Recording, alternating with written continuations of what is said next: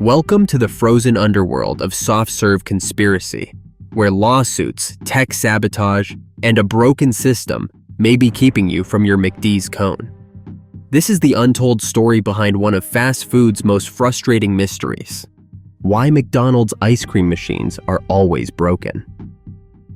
Let's rewind the clock to the golden age of American diners, the 1950s. It was a time when Chrome was king, jukeboxes belted out rock and roll, and McDonald's was still in its early stages of redefining the fast food landscape. The now global giant was gaining traction under Ray Kroc's leadership, driven by a simple but powerful formula: speed, consistency, and affordability. In 1956, McDonald's added soft-serve ice cream to its growing menu. For just 10 cents, it was an affordable indulgence. And for McDonald's, it was a brilliant way to expand its appeal beyond just burgers, fries, and shakes. The soft-serve machines back then were fairly straightforward. They chilled and dispensed ice cream with minimal fuss. These early machines, while far from perfect, were relatively easy to use, clean, and maintain. That simplicity kept the line moving, and the customers smiling. As McDonald's exploded across America, so did its dessert offerings. While the 1970s saw sundaes brought to the menu, perhaps the most culturally iconic dessert innovation came in 1997 with the launch of the McFlurry. Like a snowstorm? No, like a flavor storm. Created by a franchisee in New Brunswick, Canada, a couple of years earlier, the McFlurry was a game changer. It was cool, customizable, and endlessly Instagrammable before social media was even a thing. With mix-ins like Oreo Cookie Bits, M&Ms, and Reese's, the McFlurry quickly became a phenomenon. It was, and remains, one of McDonald's most beloved menu items. But behind the creamy magic was a mechanical beast that would come to haunt both employees and customers alike. As the menu expanded and customer demand surged, McDonald's began phasing out those old-school soft-serve machines in favor of newer, more advanced models from a company called Taylor. These new machines were high-tech marvels on paper. They could do it all: self-pasteurize, regulate temperatures with precision, and switch between multiple dessert modes. In theory, they should have made things easier. In reality, it was the beginning of a cold, icy nightmare. These machines were delicate, temperamental, and incredibly complex. Their self-cleaning process alone could take 4 hours, and if anything went wrong during that cycle, the entire system would lock up. Employees weren't allowed to fix them. Only certified technicians could crack them open, leading to long downtimes, costly service calls, and one very frustrated customer base. That's when the meme was born. "The machine is broken" became a punchline, a catchphrase, even a cultural phenomenon. Social media was flooded with jokes and conspiracy theories. Was it laziness? Corporate sabotage? A cover-up? Y'all wonder why the ice cream machine's still broken? How could the biggest fast food chain on earth not keep an ice cream machine working? And here's the thing. This wasn't just a minor annoyance. It was a red flag for something much deeper. An ongoing drama involving lawsuits, secret diagnostics, third-party hacks, and accusations of monopolistic behavior. What started as a story about a humble cone in 1956 had become a technological thriller wrapped in vanilla swirls. At the center of the McDonald's ice cream chaos sits a machine with a name that sounds more like a fighter jet than a dessert dispenser: the Taylor C602. It's the industrial soft-serve machine of choice for most McDonald's locations across the United States. And with a price tag north of $18,000, it's definitely not your average countertop ice cream maker. This hulking piece of machinery is supposed to be a workhorse. Manufactured by the Taylor Company, which has had a long and exclusive relationship with McDonald's going back to the 1950s, the C602 was engineered to meet the demands of a fast-paced, high-volume restaurant. On paper, it's brilliant. It can whip up cones, sundaes, and McFlurries all at once, maintaining proper food safety standards while delivering smooth, consistent soft serve. But beneath its sleek metal shell is a web of complexity. that would make a NASA engineer sweat. The C602 has to be pasteurized daily, a process meant to kill bacteria by heating the dairy mixture to a specific temperature before cooling it again. Sound simple? Well, it's not. This self-cleaning cycle takes 4 hours, and if there's even a slight hiccup, like a flicker in the power supply, an employee opening the machine at the wrong moment, or a temperature fluctuation that lasts just a few seconds, the entire process fails. When that happens, the machine doesn't politely ask for a do-over. It locks down. That's right, completely shuts itself off. And restarting it isn't just a matter of hitting a button or unplugging and replugging the cord. Employees are greeted with cryptic error codes like Error 421 or Pasteurization Failure. And unless you're fluent in the language of broken soft-serve machines, you're out of luck. There's no built-in troubleshooting guide, no helpful interface, no video tutorials, just a blinking screen of doom. Franchise owners and shift managers are often left helpless, staring at a stainless steel brick that refuses to serve even a drop of ice cream. The only option? Call a certified tailor technician who may not arrive for hours, or even days. And guess who profits from those service calls? You guessed it, Tailor. Here's where things get especially sticky. Unlike other kitchen appliances where basic maintenance is DIY friendly, the Tailor C602 seems almost designed to be indecipherable without outside help. It's as if the machine is actively working against the people trying to use it. And for franchise owners who are footing the bill for repairs, downtime, and lost dessert sales, it's a source of endless frustration. Think about it. You're trying to sell a $2 cone or a $3 McFlurry, but you're relying on a temperamental $18,000 machine that might randomly decide that today is not the day.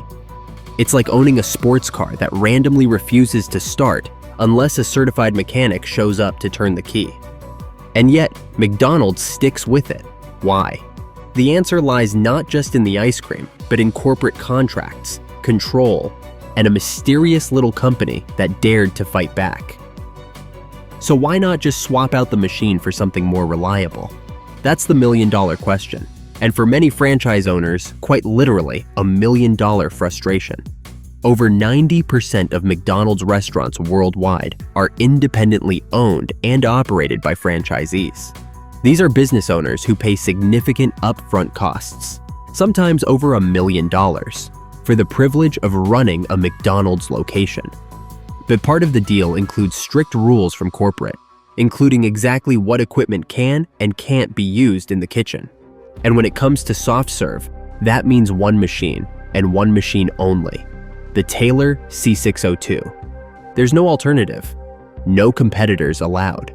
If you're a franchisee and your C602 breaks down, as it often does, you're stuck. You're legally bound to keep using it, even if it melts your profits more than it makes ice cream. Franchisees have been complaining about the machine for years. In internal emails, trade groups, and even public interviews, they've described the C602 as temperamental, over-engineered, and even hostile to operators. It's not uncommon for a simple software hiccup to put the entire machine out of commission for days, all while customers rage and sales disappear while waiting for a technician to perform the equivalent of a reboot. To make matters worse, repair costs can skyrocket. Because Tailor is the only company authorized to service the C602, it's a closed ecosystem, and that means big money. Technicians charge hundreds, sometimes thousands of dollars for repairs that often amount to little more than a routine reset. It's like calling a surgeon to apply a Band-Aid and getting billed for a full operation. And it's not just individual store owners venting in private anymore. Franchisee associations have started to collectively speak out. According to leaked memos and reports from outlets like Business Insider, the tension is very real and very expensive. One quote from a frustrated franchisee summed it up perfectly. If you do the heat cycle wrong, it breaks. If the power blinks, it breaks. If it gets too hot or too cold, it breaks. It's like it was designed to fail. That sentence has since become the unofficial motto of the anti-Tailor movement within the McDonald's ecosystem. And remember, every time a machine goes down, it's the franchisees, not McDonald's corporate, who take the hit.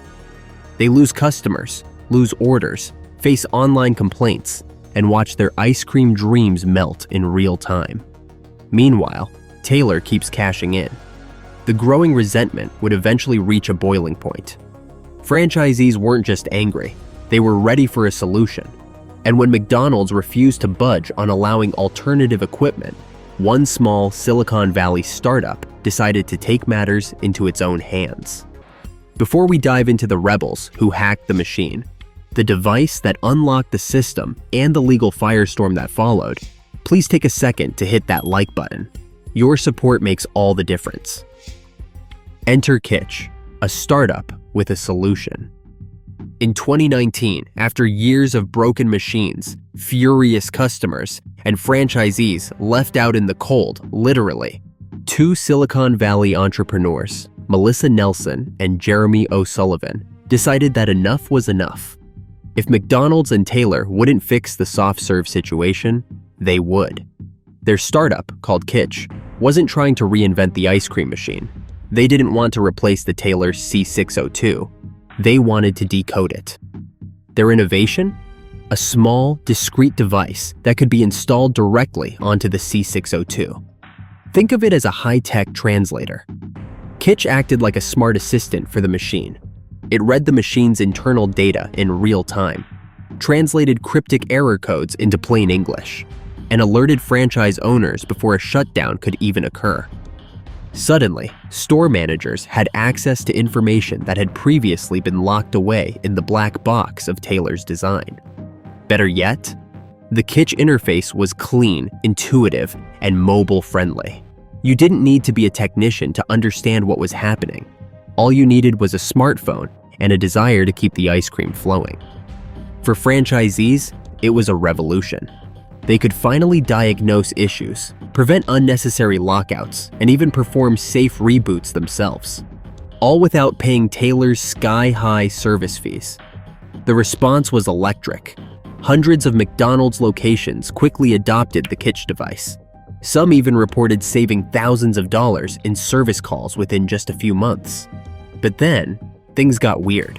McDonald's corporate, which had previously stayed largely silent on the machine issue, suddenly issued an internal memo warning franchisees to stop using Kitch.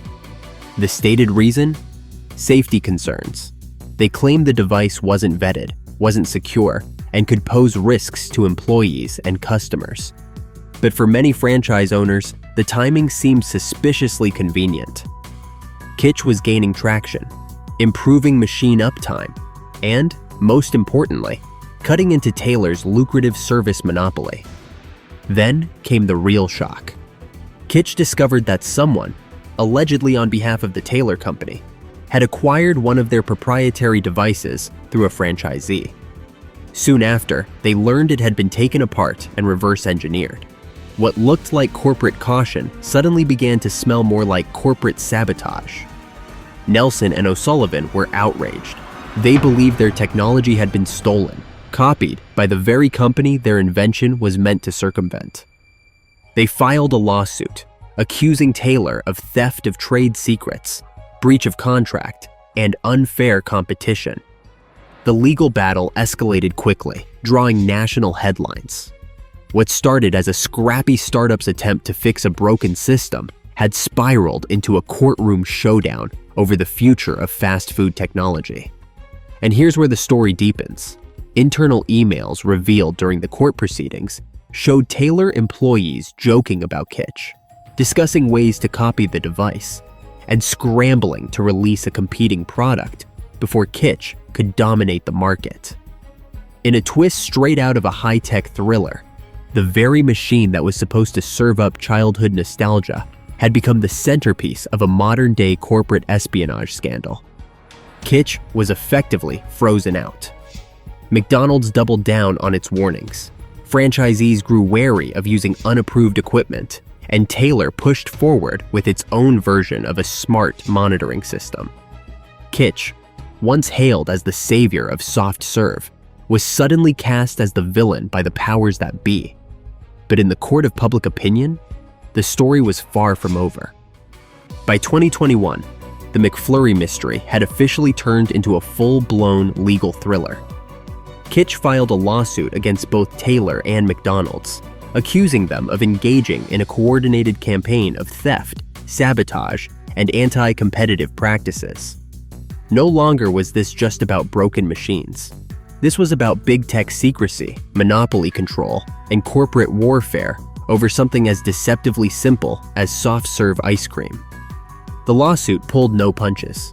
One line from the court documents read like it had been ripped straight from an espionage script out of Silicon Valley.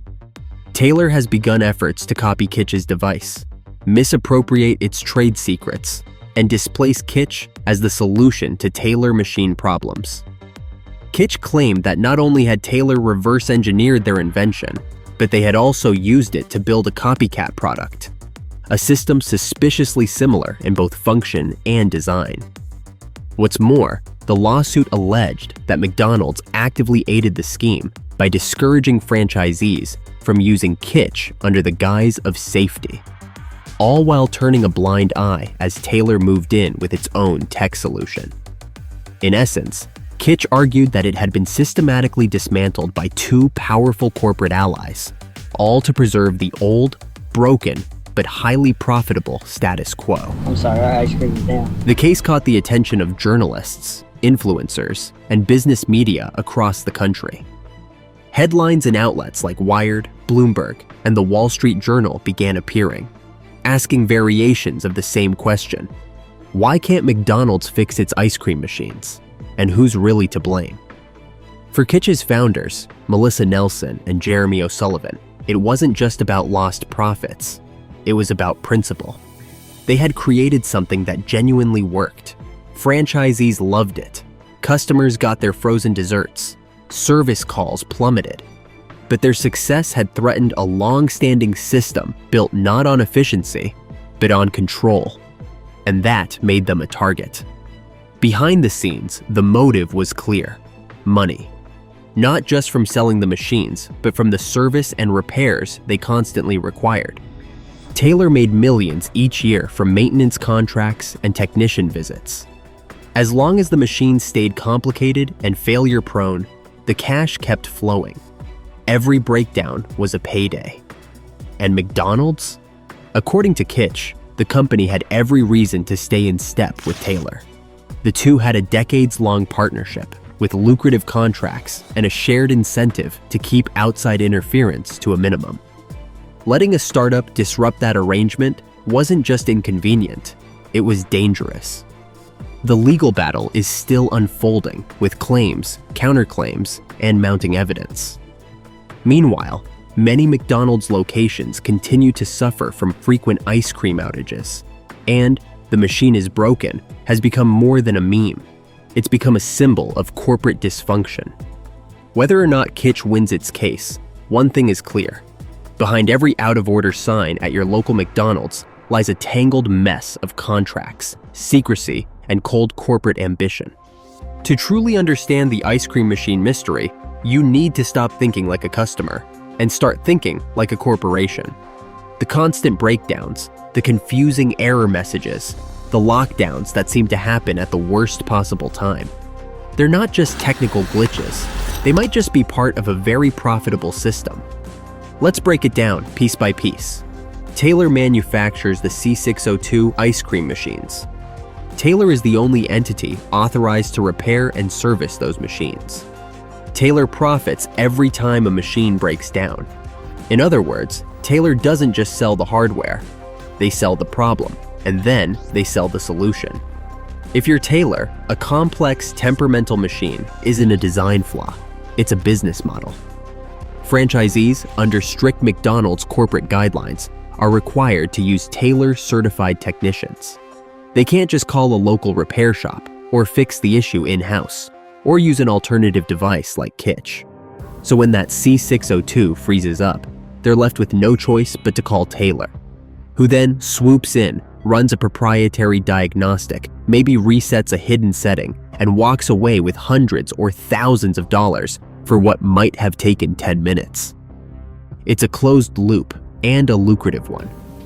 Now multiply that by the more than 13,000 McDonald's locations in the US alone, and consider how often those machines go down. Even if just a small percentage of stores experience issues each week, the repair income for Taylor quickly balloons into the tens of millions annually. Every error code is a revenue stream. And then comes Kitch, the disruptor. This tiny startup built a device that prevents many of those breakdowns. It allows franchisees to diagnose and resolve issues before they escalate. It puts knowledge and control back in the hands of store owners, bypassing the Taylor technician entirely. From a franchisee's perspective, it was a godsend, but from Taylor's point of view, it was a threat to the entire business model. If Kitch succeeded, Taylor's service monopoly would begin to crumble. Fewer breakdowns meant fewer service calls, and fewer service calls meant a massive loss of revenue. The golden goose, it seemed, was about to be put on a diet. And McDonald's? According to the Kitch lawsuit, the corporation didn't just sit idly by. They allegedly helped protect the system. By warning franchisees not to use Kitch, citing vague safety concerns, while still endorsing Taylor as the sole approved vendor, McDonald's kept the machine monopoly firmly intact. Why would McDonald's do this? After all, wouldn't they want smoother operations and happier customers? That's where things get murky. Some have speculated that McDonald's receives financial incentives or favorable terms through its long-standing relationship with Taylor.